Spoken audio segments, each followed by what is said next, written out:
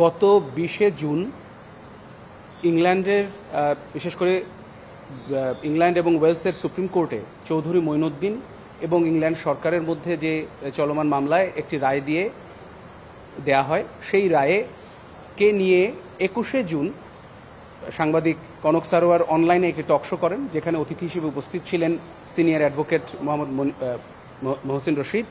এবং সেই টকশোতে আমাদের বাংলাদেশের জুডিশিয়ারি, আমাদের বাংলাদেশের সমগ্র বা সামগ্রিক বিচার ব্যবস্থা তথা আমাদের উচ্চ আদালত নিয়ে সেখানে স্ক্যান্ডালাস এবং কন্টেম্পচুয়াস কথাবার্তা বলা হয়েছে। তাদের যে ফ্রিডম আছে সেই ফ্রিডম নিয়ে প্রশ্ন তোলা হয়েছে, যেটা নিয়ে দেখা গেছে যে সেই টকশো এর পরে, টকশোটি যখন ফেসবুক এবং ইউটিউবে বিশেষ করে কনক সারোয়ারের চ্যানেল থেকে যখন প্রচারিত হয়েছে, তারপরে মানুষজন সেখানে যে কমেন্ট করেছেন তাতে বোঝাই যাচ্ছে যে এটি বাংলাদেশের বিচার ব্যবস্থাকে কন্টেম্প্ট করার জন্য এই বক্তব্যগুলো দেওয়া হয়েছে।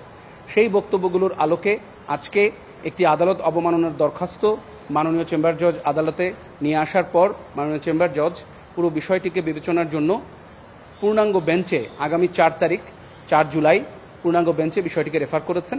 সেখানে শুনানি করে এ বিষয়ে পরবর্তী সিদ্ধান্ত নেওয়া হবে। সেখানে এই কন্টেম্পট পিটিশনটি আনা হয়েছে সাংবাদিক কনক সারোয়ার এবং সিনিয়র অ্যাডভোকেট মোহাম্মদ মহসিন রশিদের বিরুদ্ধে। তারা বলেছেন, যেটা আমি বললাম, যে স্ক্যান্ডালাস যে বক্তব্যগুলো দিয়েছেন, যে বাংলাদেশের জুডিশিয়ারি এক সম্পূর্ণভাবে পক্ষপাতগ্রস্ত, সেই ধরনের কথাবার্তা তারা বলেছেন।